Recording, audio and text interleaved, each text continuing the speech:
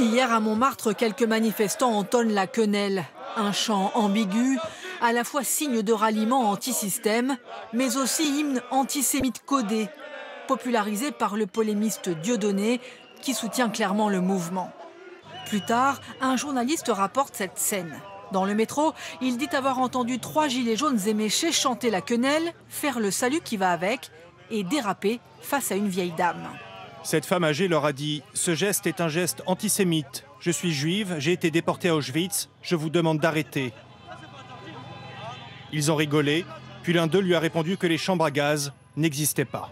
Une enquête est ouverte. Et plusieurs autres dérapages posent question. Cette banderole sur un campement près de Lyon. Une succession de clichés antisémites. À Angoulême, le quotidien régional rapporte hier ce simulacre d'exécution d'Emmanuel Macron, décapité selon les méthodes du groupe État islamique. Défiance envers les élites, volonté de faire sauter le système, repli identitaire. La colère des Gilets jaunes est depuis le départ une aubaine pour les extrémistes de gauche comme de droite. Il y avait donc une opportunité, notamment pour l'ultra-droite, de descendre dans la rue et de faire là quelques adeptes supplémentaires, d'acquérir une visibilité. Nous voulons du pacifisme. Hier, les manifestations se sont déroulées la plupart du temps sans problème. Les dérives sont ponctuelles. Alors le mouvement se fait-il déborder par une petite faction extrême ou les incidents sont-ils tout simplement plus visibles?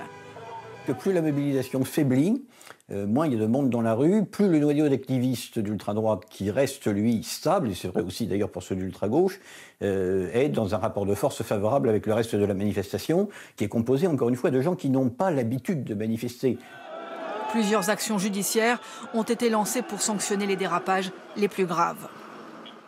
Parmi les initiateurs des Gilets jaunes, Éric Drouet, il a été interpellé lors de la manifestation parisienne hier et placé en garde à vue.